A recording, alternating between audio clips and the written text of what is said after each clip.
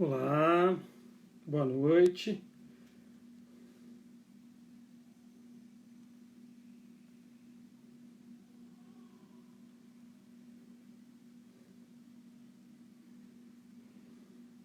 Boa noite, Graciele. Boa noite a todos que estão entrando e todas.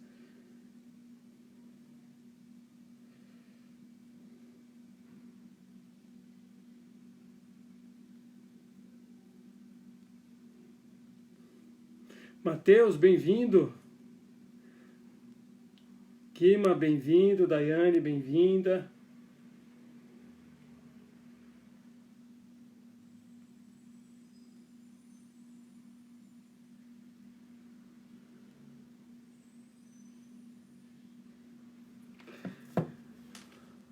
Todos e todas muito bem-vindas e bem-vindos. Ana, que bom que você está aqui. Vivi, bem-vinda. Vamos aguardar um tempinho até a professora Suzana chegar. Enquanto isso, eu quero dar alguns recados importantes para vocês. O primeiro é que... bem-vinda! O primeiro recado importante que eu tenho para vocês é o seguinte. Como vocês devem saber... Aninha, filha, que bom que você está aqui. Vocês devem saber que eu e Raquel estamos fazendo uma campanha de doação para arrecadar fundos com a intenção de comprar conjuntos de moletom para pessoas em situação de rua. Então, se você não sabe nada da campanha ainda, eu peço a você que depois que acabar essa live, você dê uma olhadinha no meu perfil aqui do Instagram. Lá tem um link do Catarse para você contribuir, tá? Muito simples. Nós estamos apoiando com essa campanha o Padre Júlio Lancelotti, aqui de São Paulo, aqui da Moca. O Padre Júlio trabalha já há 35 anos com pessoas em situação de rua, e a nossa intenção é suprir uma necessidade muito básica que ele tem no trabalho, na convivência com as pessoas em situação de rua. Ele precisa de conjuntos de moletom. E aí a gente decidiu apoiá-lo, mas não doar um conjunto de moletom que a gente tem em casa.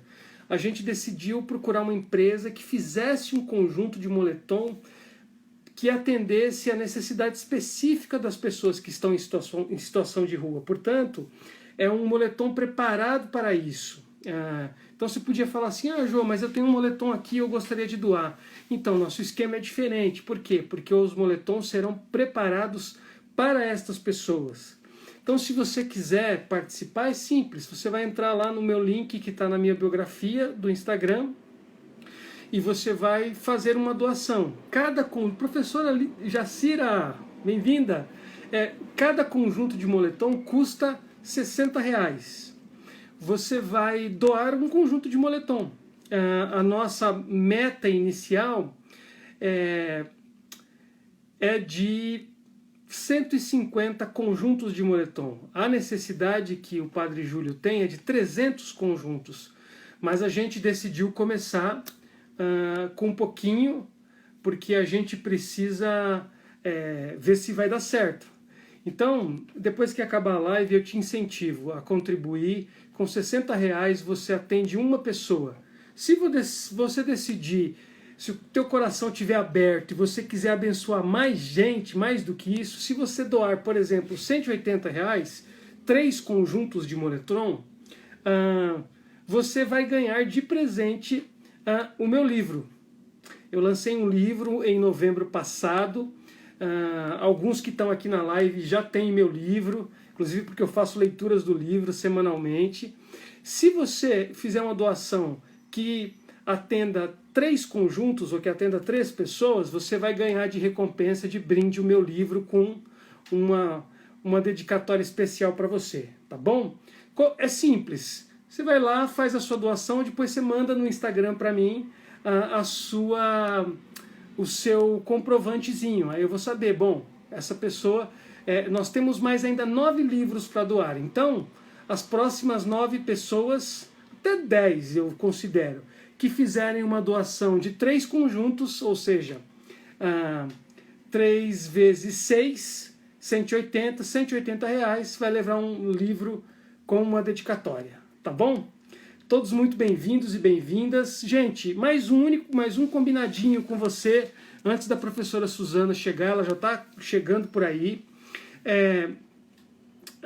Eu queria pedir que vocês estivessem atentos nos seus comentários, para a gente tentar deixar a nossa conversa dentro do nosso assunto, tá bom? Em algum momento, a professora Suzana vai responder perguntas, ela já está por aqui, ela vai responder algumas perguntas. Então, quando chegar a hora das perguntas, mais para o final, eu quero pedir a vocês que façam perguntas que sejam diretas e objetivas dentro do nosso tema, tá bom? E vamos lá. A professora Suzana já está se conectando. Olá! Olá, boa noite. Laila Tov. Laila Tov. Me ouve bem, teacher? Sim, muito bem. Ah, que bom. Bom, deixa eu já contar uma novidade. Eu queria dar os recados e o pessoal já estava perguntando: cadê a professora Suzana? Cadê a professora Suzana? Cadê a professora Suzana? Falei, Eu poxa. cheguei pontualmente, não foi? Ó, 2h05, exatamente. Teacher, bem-vinda. Obrigado pela sua disponibilidade, pelo carinho. Obrigada pelo convite. A gente está muito assim. Eu recebi mensagens inbox aqui de muita gente perguntando se já tinha passado, se já tinha acontecido. Eu falei, não, gente, ainda vai, é hoje. Calma aí, calma aí. Todo mundo empolgado. Teacher, eu queria começar da seguinte maneira. Queria que você contasse um pouquinho da sua trajetória acadêmica. Como foi a USP, como foi trazer os estudos de Bíblia para a USP. Muita gente que está aqui não lhe conhece. Então, acho que seria legal o pessoal saber disso. Bom, eu, na verdade, comecei meus estudos de Bíblia no Colégio Israelita Moisés Schwartz, que completou 100 anos no ano passado, o colégio mais antigo israelita do Brasil, em Recife, minha cidade natal. Aliás, pelo sotaque, todo mundo já viu. Mas eu estudei em Jerusalém, estudei arqueologia bíblica e estudei culturas do Oriente Médio antigo, jornalismo político na Universidade de Tel Aviv. E o meu interesse pela Bíblia começou pela arqueologia. Eu queria, na verdade, entrar em contato, eu queria tocar, eu queria pisar vamos dizer, no extrato bíblico. E foi através da arqueologia, quer dizer, com os estudos bíblicos que a arqueologia bíblica demanda, que eu senti que a Bíblia não estava na arqueologia, estava na palavra, estava na literatura. Então, eu passei da arqueologia, que eu ainda adoro, etc., participo de vez em quando em algumas escavações, mas eu passei para o texto. E para o texto, tentando extrair do texto o sabor semita desse texto. A gente não está acostumado a pensar na Bíblia hebraica como um livro, vários livros semitas, mas, de fato, o sabor semita é o que expressa as várias visões de mundo que estão registradas na Bíblia hebraica. Então, essa minha, vamos dizer, iniciação bíblica foi em Israel, mas eu cheguei a defender o meu doutorado aqui na USP, com um tema que, para minha surpresa, não era um tema estudado, ainda não é estudado, que é o tema da esterilidade. O tema da fertilidade é bastante estudado, bastante abordado sob diversos ângulos, mas a esterilidade na Bíblia, não. E não apenas a esterilidade das matriarcas, que são a princípio estéreis, para depois gerar os patriarcas, os heróis das narrativas patriarcais, mas também a esterilidade da terra, a própria condição de estéril dos israelitas e do povo judeu, que tem em Deus a única fonte de bênçãos, onde todas as dádivas, todas as benesses só podem vir de Deus. Então, eu me dei conta desse estado inusitado de esterilidade que extrapola a mulher, embora sempre seja... a Bíblia, aliás, no Deuteronômio, fala que há homens estéreis e mulheres estéreis, mas na narrativa as matriarcas são estéreis. E, então, com essa tese de doutorado, 3 meses depois eu fiz um concurso, abri uma vaga para a USP e eu fiz um concurso para a Bíblia. Eu falei, eu só sei Bíblia, eu só posso ensinar a Bíblia. Eu sei hebraico, mas eu não sou professora de hebraico. E não foi muito fácil convencer as várias instâncias na USP de que nós podemos estudar a Bíblia como literatura, estudar a Bíblia como um artefato cultural da antiguidade e não apenas sob a ótica da teologia, porque a USP, como uma universidade laica, então se opunha a essa ótica teológica.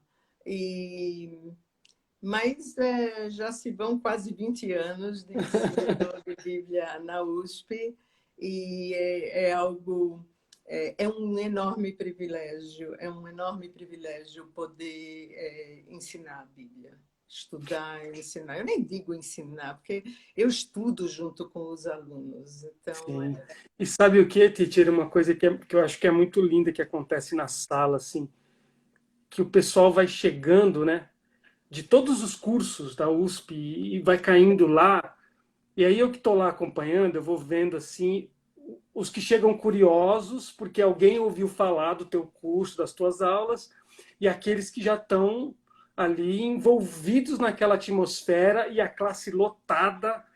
Então, assim, eu lembro que todas as vezes que eu falei para alguém que eu estava na USP estudando a Bíblia, as pessoas, como assim? Como assim a Bíblia? Aí eu vou explicar isso que a senhora falou agora. Então, a Bíblia como literatura, como artefato cultural, aí parece que abre um mundo assim na cabeça das pessoas. E é uma experiência riquíssima por causa dessa riqueza do texto e também por causa da tua instrumentalidade, né? Do jeito que você faz, que não tem comparativos. Então, eu sou muito agradecido por isso, por esse você momento. sabe, Joab, eu chamo Joab de Joab, né, que é o nome hebraico.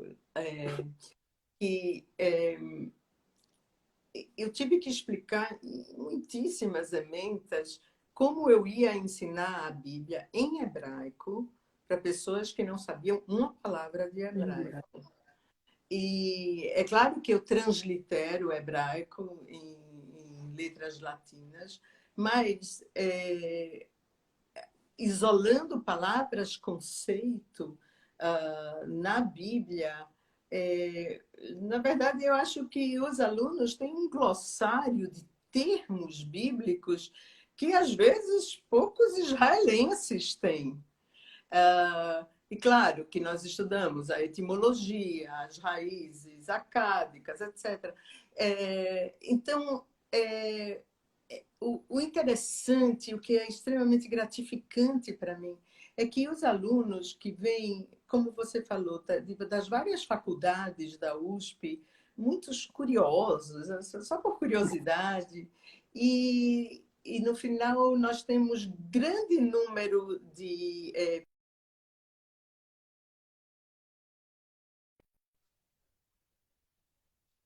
cantam com a beleza literária, a profundidade literária, eu digo, da Bíblia, porque teológica, ninguém é tábula rasa em questão de Bíblia, todo mundo sabe alguma coisa. Sim, mas eu acho que é esse chão lindo, assim, teacher, que existe mesmo, da riqueza do texto, da cultura, quando você vai trazendo todos aqueles elementos. Quando eu propus a nossa live, a nossa conversa, e eu falei para algumas pessoas, né, que a gente ia conversar sobre o lugar da mulher e tal, o povo ficou assim alvoroçado. quando eu coloquei essa palavra insubmissão no título, depois eu fiquei pensando, mas será que é isso? Que tem esse insubmissa mesmo? Então, já entrando na nossa conversa, Titi, é, é verdade o fato de que as pessoas olham para o texto bíblico e olham para as mulheres, até por um olhar muito teológico, com esse lugar fechadinho. Elas não têm, elas são obedientes, são obediência cega, elas não têm mobilidade social, elas não têm possibilidades, elas não constroem nada, elas só obedecem. Isso eu sempre ouvi. Agora, eu queria lhe ouvir sobre isso. A gente escolheu falar disso a partir de Eva. Você acha possível? Vamos fazer essa caminhada? Vamos, claro. Antes eu queria dizer algo sobre a Diga. literatura bíblica. Uhum. Não é possível a Bíblia, que já é um termo no plural, é uma coletânea de gêneros muito heterogêneos. Então, não é possível nós encontrarmos, nem devemos procurar, uma visão homogênea na Bíblia, nem a respeito da mulher, nem a respeito de Deus, nem a respeito de nada. Uhum. Porque essa coletânea foi organizada, editada, reeditada inúmeras vezes, colocada em molduras teológicas ao longo de 9 séculos.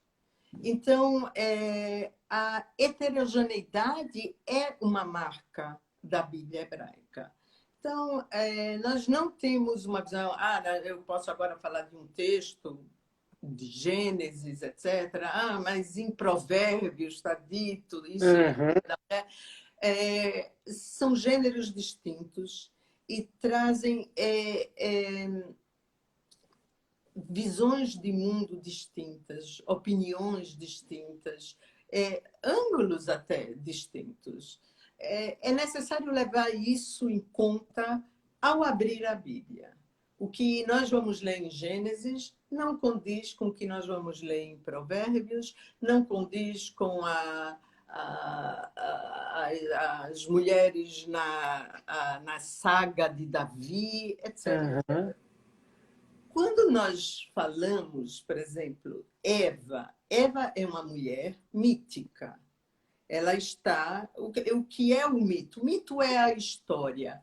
Mas o mito se desenvolve num parâmetro de espaço e de tempo que não é histórico. Então, nós temos essa ideia no início do mundo se desenvolvendo num espaço mítico que é o Éden, que é o paraíso.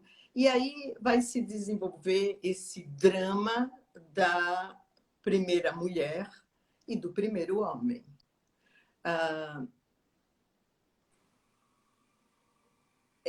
Eva, eu creio que na exegese cristã e na exegese judaica, ela é o bode expiatório.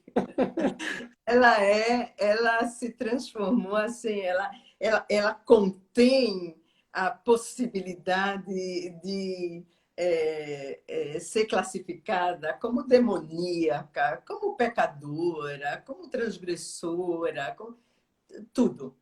Mas quando nós abrimos o livro e lemos a narrativa, e aí essa dimensão literária é muito importante, nós vemos que os termos empregados são muito ambíguos. Nós estamos acostumados, na nossa literatura ocidental, a ver a ambiguidade como algo negativo. Na Bíblia, é um traço predominante. Nós somos seres ambíguos. A Bíblia traz várias narrativas onde a ambiguidade e o paradoxo são traços dominantes. Quando eu digo paradoxo, eu não quero dizer contradição. Paradoxo é duas totalidades concomitantes, é luz e sombra ao mesmo tempo.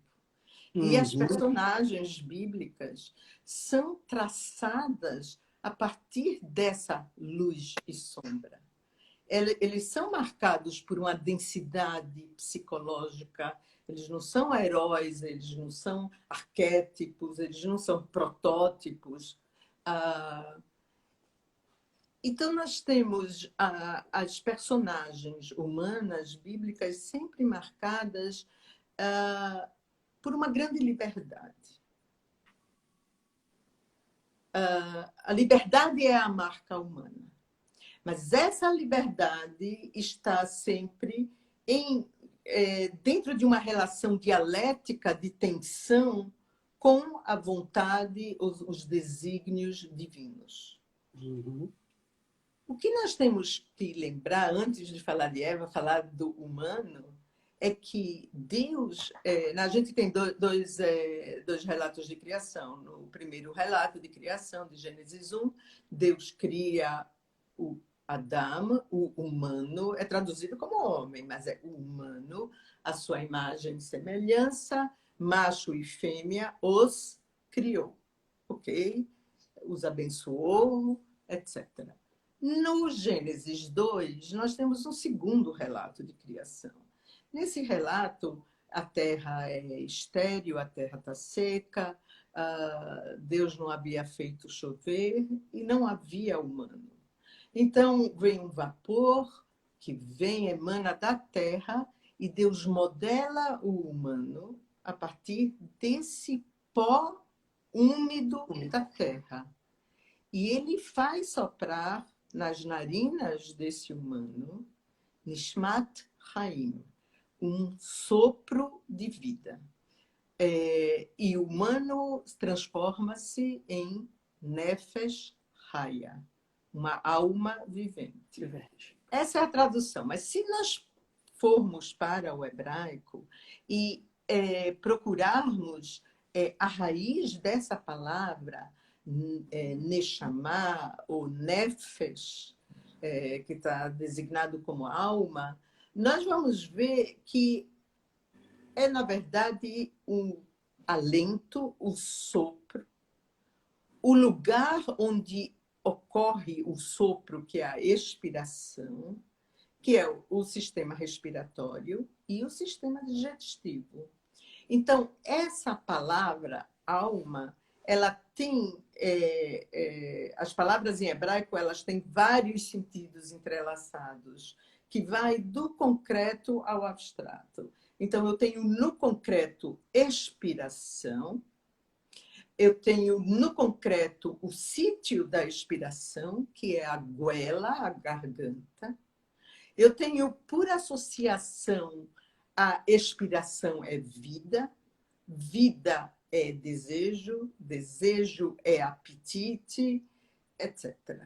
Então, quando nós temos essa palavra em hebraico, quando ela surge, ela não surge como alma, algo que é abstrato, que nós não sabemos exatamente o que é. Ela surge com muita concretude. Aqui há desejo, aqui há alento de vida, aqui há potência. Esse é o sítio da vitalidade. E esse é o humano. Quando Deus coloca o humano no Éden, né? Que vai se chamar paraíso, mas no jardim do Éden, que é um jardim de prazeres, o tempo todo Deus cria e ele vê que é bom. Ele sanciona a sua criação com a palavra bom, tov. Uma vez ele diz lotov, não é bom. E é essa vez que ele diz, não é bom que o humano seja só. Essa é a primeira fórmula social da Bíblia. Não é bom que o humano seja só. Eu farei um auxiliar que lhe contraponha. E aqui é muito interessante, porque as traduções não trazem um auxiliar, que prestem atenção, Ezer, que é um termo sem gênero, que lhe contrapunha, que esteja face a face. Bom, o humano procura entre os animais e não encontra um auxiliar que lhe contraponha. E aí nós temos a famosa cena em que Deus faz dormir. Está me entrando mensagens, eu estou desculpa. Deus faz que o humano durma e toma uma de suas costelas. Mas a palavra cela, que é costela, também é lado. Por exemplo, no tabernáculo, um dos lados do tabernáculo. Então, a leitura que nós devemos ter é: Deus faz o humano dormir, ele tira um de seus lados e costura a carne embaixo. Vai bem etatzela. É belíssimo isso. Ele constrói esse lado. Quer dizer, ele constrói a forma da mulher. Tudo que está na mulher foi construído por Deus, pela vontade, pela imaginação divina. E ele constrói esse lado como uma mulher e ele traz para o humano, que agora é só metade. E aqui nós temos um discurso excepcional por parte do humano, que fala: essa é osso dos meus ossos, carne da minha carne, a ela chamarei Ishá, mulher, porque Meish, do homem, ela foi tomada. Ou seja, aqui nós temos um vínculo de espelho. Esse humano, que agora é só metade, define a si próprio como homem ao se deparar com a sua metade transformada em mulher. Aí, teacher, desculpa lhe interromper, Não, a gente já abre um mundo de compreensão, porque até então a gente pensa assim, numa leitura que não considera a questão literária, as palavras, todo esse mundo de sentidos. Então esse humano já era um homem que já sabia tudo a respeito de si, acabado e pronto, né, um protótipo para a humanidade. Então, olhando dessa maneira, como a senhora está colocando, ele nem sabia quem era. Faz sentido? Faz sentido. Isso muda tudo, teacher, porque aí é assim, bom, agora a sensação, eu lembro meu pai lendo pra gente o Gênesis, ele fazia esse movimento. Agora sim, ele fazia. Aí ele falava, brincava com a gente, bom, Adão ficou andando no jardim, olhou os bichinhos, ele olhava e não se entendia com os bichinhos. Então, parece que tem uma questão identitária fortíssima aí para os dois, mas especialmente para ele. É belíssimo isso, porque Deus constrói primeiro a mulher. Isso. O verbo é construir. Bom, ele finalmente kenegdo, frente a frente. Uhum. A exegese judaica diria que Deus criou o Adão, o humano, um lado homem e um lado mulher, mas eles nunca estavam frente a frente. Frente a frente. Estavam de costas um para o outro. Então, quando ele cortou, eles ficaram frente a frente. E aí vem a segunda fórmula social na Bíblia, que é agora o homem. Homem deixa pai e mãe e une-se à sua mulher, e são uma só carne.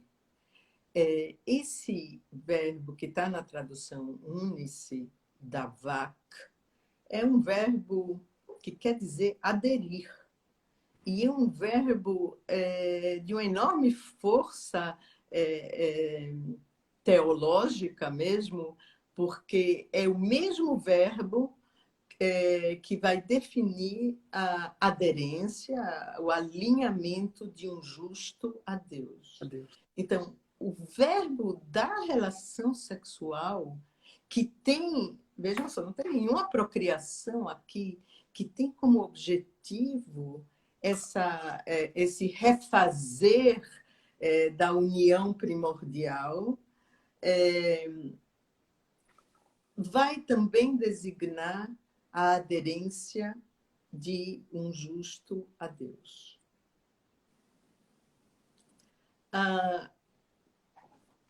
Até aí tudo bem, né? Sim. Sim, aí, até aí aí, tá eu não sei como tranquilo. é que o povo está se virando com isso aí, teacher. Eu acho que está ampliando para todo mundo. É uma perguntinha. Se até aqui a gente não fala, não está falando de procriação, não mexemos com isso. Essa concepção que parece equivocada de que existe uma subjugação do homem sobre a mulher nesse sentido, que muita gente vai fundamentar, inclusive olhando Gênesis. Não faz sentido.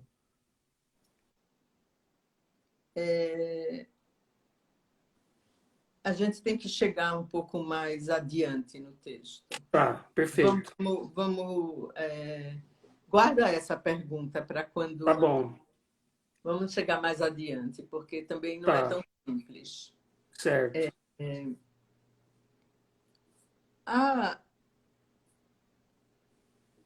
Quando Deus colocou o humano no Éden, ele instituiu um tabu, né?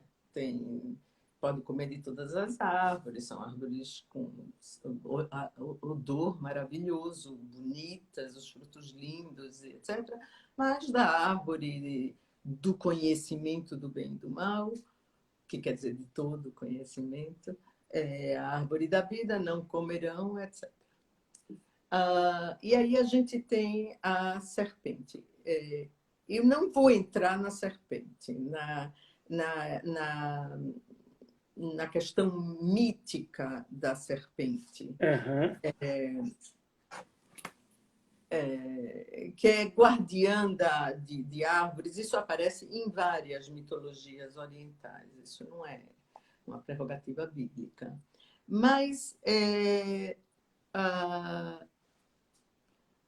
a mulher, ela não se chama Eva, né, ainda, a mulher está naquele ambiente do Éden e a serpente a provoca com palavras sinuosas.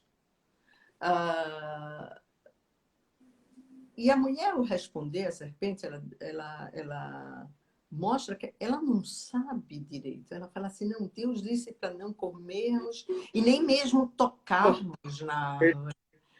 Deus não disse para não tocar na árvore. Ela acha que se tocar na árvore morrerá. O que vai colocando em relevo a questão central dessa passagem, que é saber, o conhecimento, o saber. Então, a serpente sabe, a mulher não sabe, o horizonte do conhecimento dela está, obviamente, imperfeito. E a serpente diz, não, se vocês comerem, seus olhos se abrirão, vocês serão como seres celestiais, que detêm o conhecimento. E aí já tem uma frase muito importante, que a mulher, ela olha para a árvore, ela acha que o fruto é bonito, que é bom de ver, é bom de contemplar, ou seja, ela está agindo dentro do, vamos dizer, império dos sentidos, que é a regra do Éden. Ela não tem Perfeito. nenhum conhecimento, ela está vendo. E ela age a partir do desejo livre dela. Ela não tem fome, ela não tem sede, ela exerce a sua liberdade. E ela toma do fruto, ela come e ela dá ao homem ao seu lado, imadá. O texto é bem claro, o homem ao seu lado.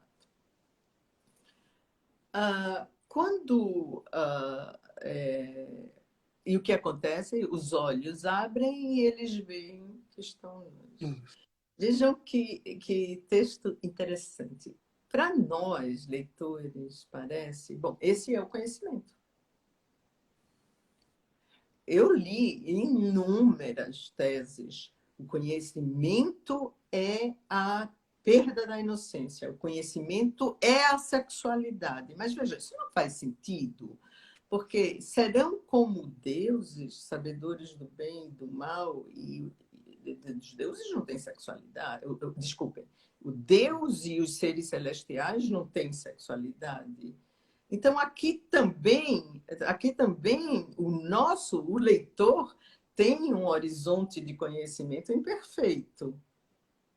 Então, é isso, é estar nus, esse é o conhecimento? Parece que sim, parece que sim.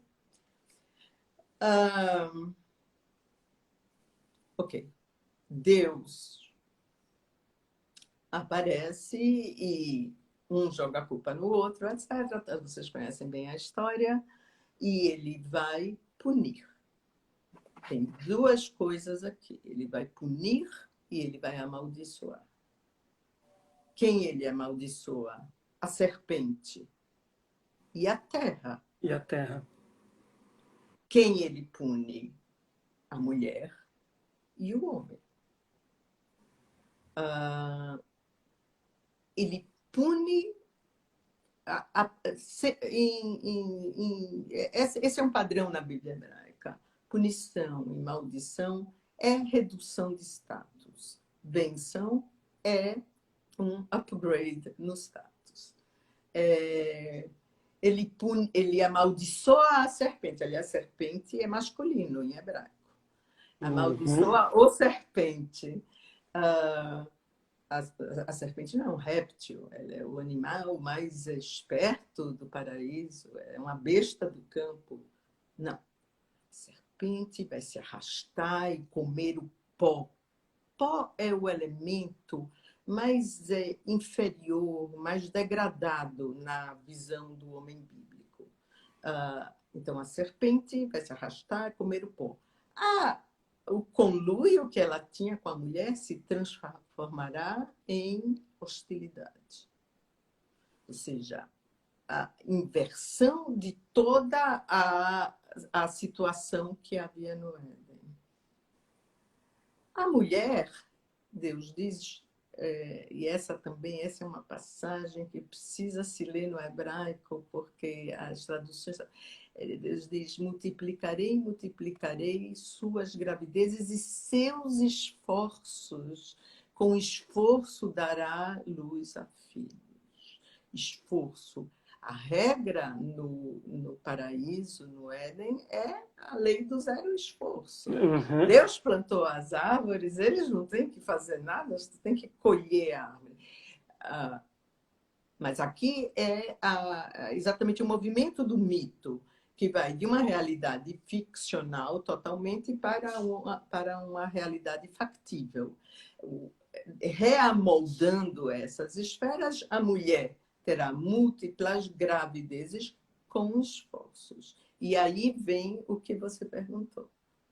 Ela, que era dona do seu desejo, que agiu independentemente, que fez uso da liberdade. Veja, a liberdade não é dada a ninguém, a liberdade é conquistada. Ela que conquistou a liberdade. Transgredindo, sim, ela transgrediu. Transgredir não é pecar. Uhum. Ela transgrediu um tabu, uma norma divina colocada, não como um ponto final. Então, esse desejo dela será direcionado ao seu homem e ele a dominará. O que nós temos aqui é a submissão do desejo. O homem, Deus puniu com esforço. Com esforço comerás todos os dias de tua vida.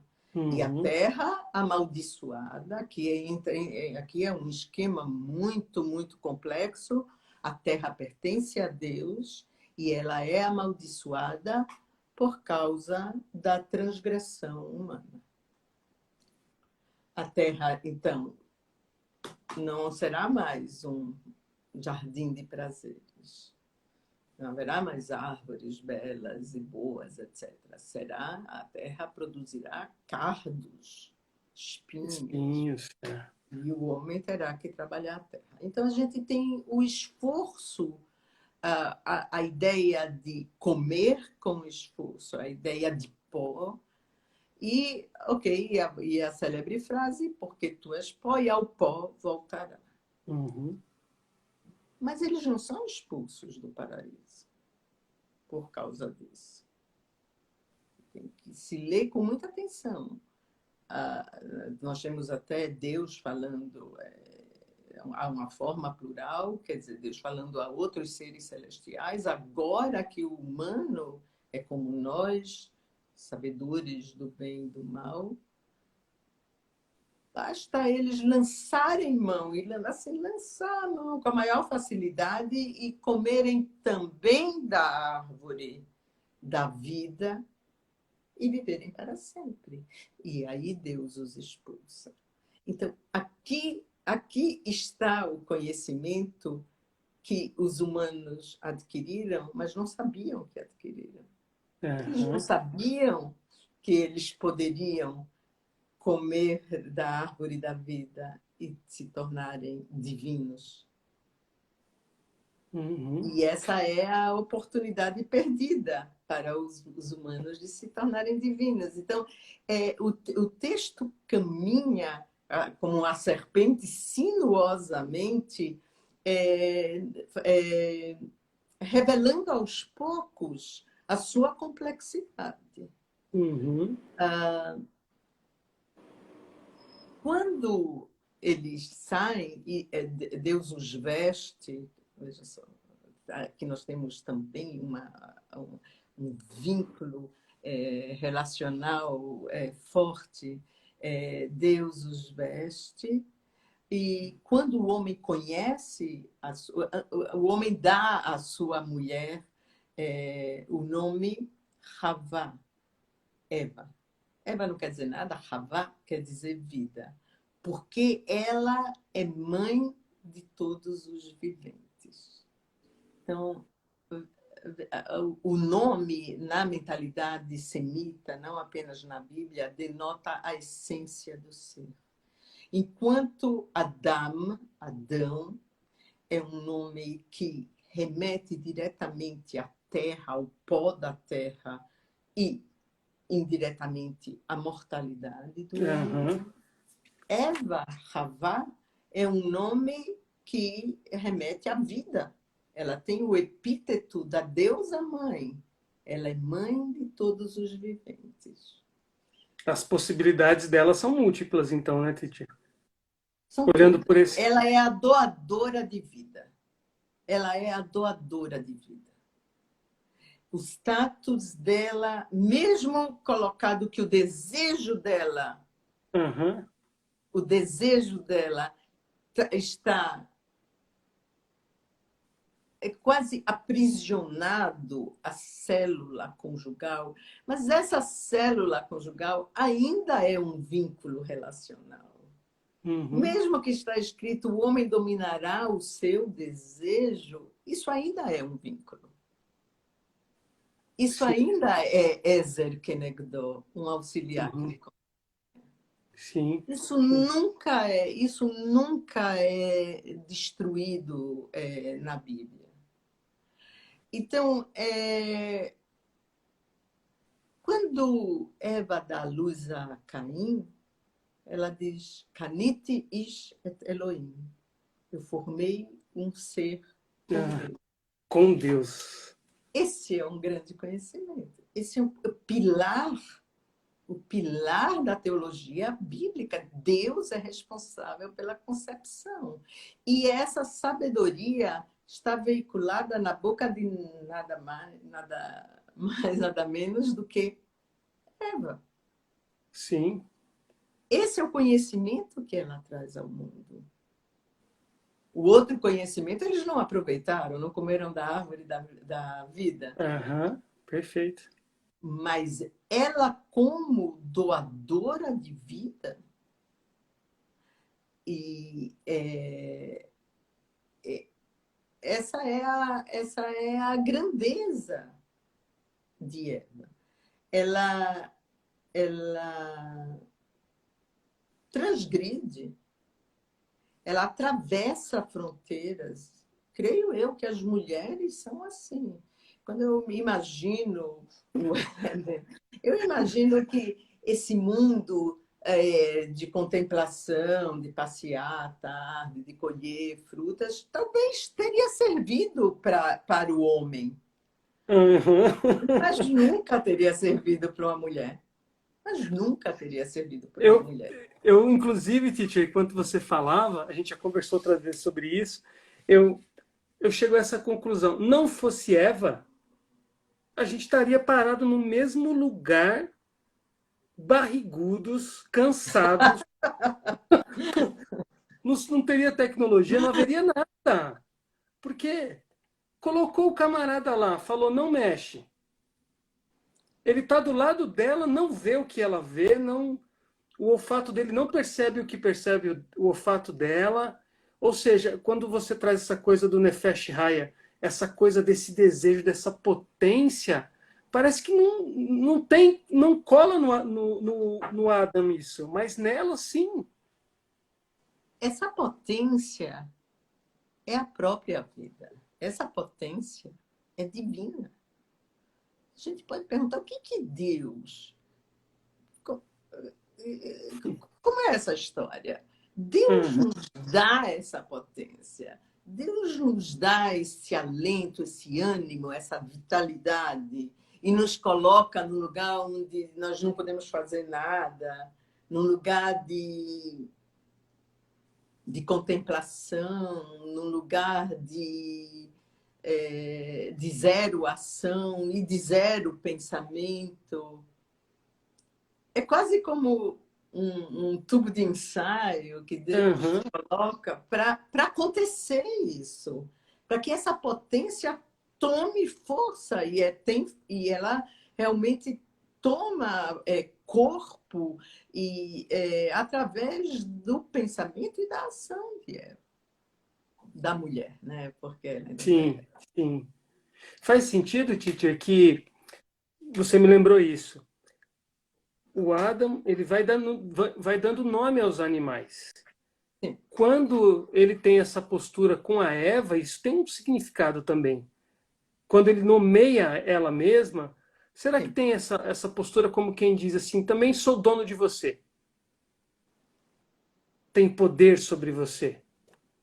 Sim, mas a colocação são duas frases que são interligadas por uma partícula causativa. Então, ele a nomeia Eva porque ela é Uhum, mãe de todos os viventes. A gente pode é, inverter. Porque ela é mãe de todos os viventes, ele a nomeia Eva. Mas uhum, sim, quem nomeia exerce domínio sobre domínio. o que é nominado. Sim.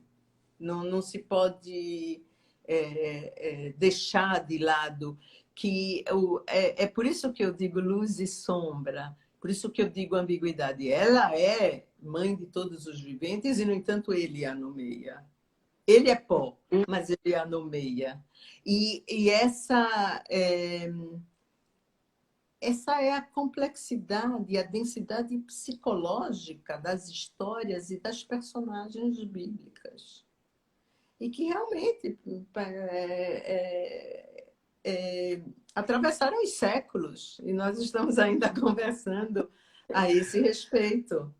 Sim. Porque há uma densidade muito, há uma profundidade muito grande nisso. Ele a nomeia, mas ele é pó e ela é doadora de vida. De vida. Então, não há um balanço. Não há. E a vida é assim.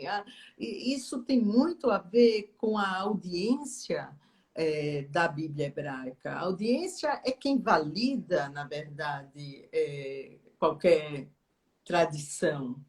E essa audiência via nessa palavra de Deus, do Deus vivo, uma verdade indiscutível, mas que dizia respeito à sua própria experiência emocional. Uhum. Quando uma tradição não diz, não tem, não colhe seus símbolos do fundo dessa experiência emocional, ela não é uma tradição resiliente, ela é Uhum. uma tradição que se perde no decorrer dos séculos. Faz todo sentido. Tanto que o texto está aí, né, Titi? E vai continuar. Ainda bem, né? É o nosso prazer. Sim, sim. Uma pergunta, Titi. Nós temos mais, deixa eu ver aqui. Antes que o nosso tempo acabe, nós temos mais 9 minutos. Sim. Qual é a pergunta? Você tem tempo e disposição para a gente fazer uma segunda rodada respondendo perguntas ou a gente encerra por aqui? Não, vamos responder perguntas. Vamos? Vamos. Então vamos. Deixa eu abrir aqui para ver. Olha, tem 10 perguntas. Tá bom. Deixa eu ler aqui. Bom, tem um monte de gente falando que tá doido para ouvir sobre insubmissão. Sobre? Não entendi. Tem gente que quer muito que a senhora fale sobre insubmissão, a insubmissão da mulher. Tem outra dizendo como você vê a questão do livre-arbítrio com a conjuntura da submissão da mulher, como que ela é livre, ao mesmo tempo ela está submissa. Vamos, Okay. vamos ver essa, teacher, da insubmissão? Eu vou dar um exemplo. Em Ótimo. vez de eu falar a minha opinião, vou buscar aqui nos meus arquivos bíblicos. Raquel e Léa.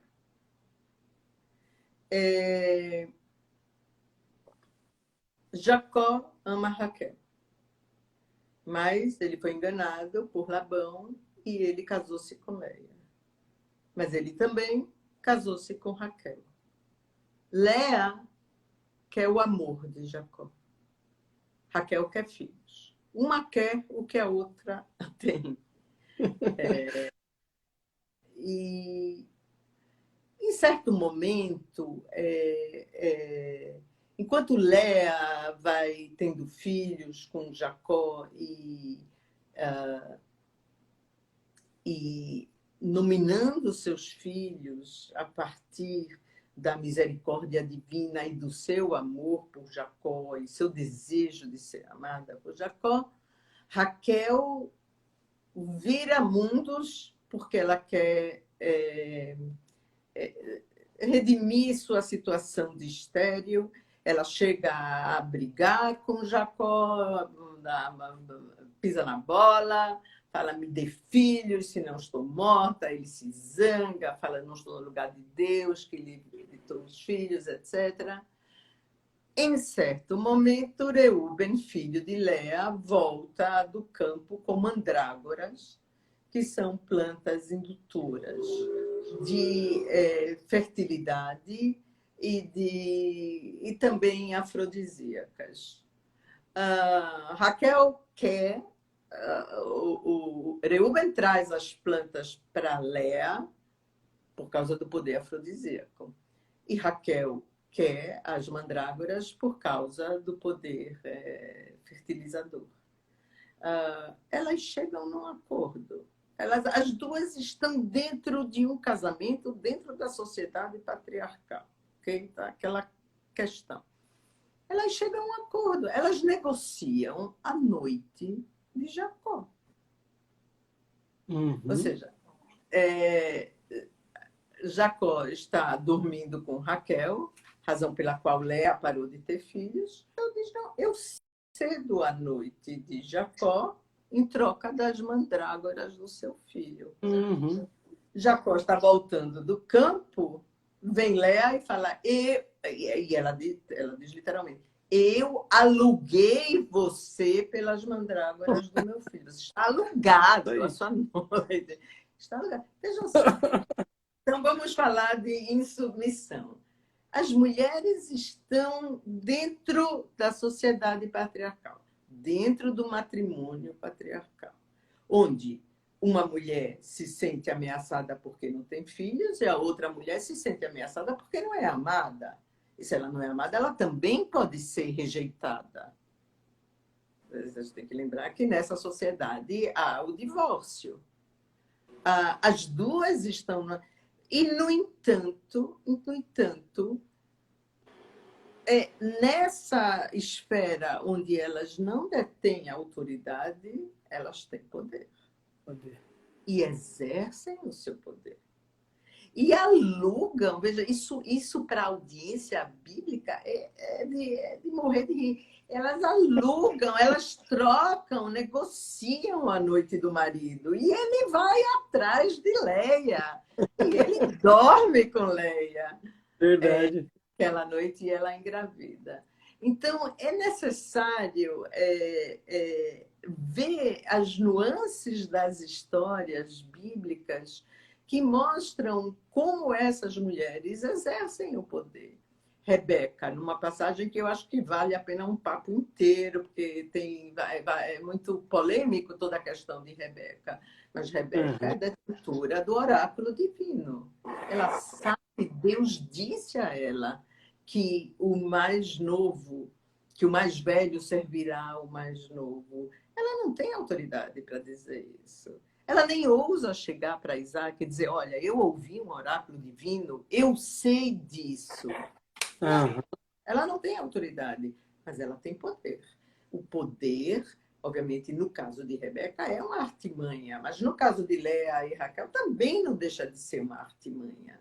Ou seja, a mulher ela está dentro de uma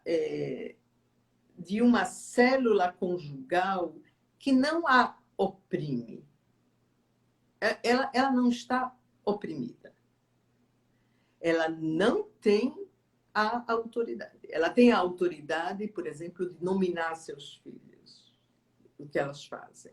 São as mulheres que dão nome aos filhos. E elas têm o poder de conduzir a sua vida conjugal. Mas a autoridade tem patriarca. Essa é a sociedade nos tempos bíblicos. É uma sociedade patriarcal. Que não apenas o poder está na mão do patriarca, como também a sucessão e a herança segue a linha masculina, de pai para filho. As mulheres não podem herdar. Então, essas limitações são muito sérias para a mulher. Quando os profetas vão falar os órfãos, as viúvas, por que eles falam as viúvas? São as mulheres que ficaram viúvas e não herdaram nada e que dependem da sociedade para o seu sustento. Sim. Então, há uma realidade muito séria dentro desse esquema patriarcal. Mas as sociedades que são, na antiguidade, que são ameaçadas, cujas fronteiras, eu digo as fronteiras sociais, as fronteiras tribais são ameaçadas, geralmente são patrilineares e patriarcais. Sim. Teacher, temos mais 30 segundos só. A gente termina essa e volta de novo e faz mais um período de uns 20 minutinhos para responder mais perguntas? Topa? Hoje ou outro dia? Se você quiser outro dia, tudo bem. Se quiser hoje, a gente também pode. O pessoal está com toda essa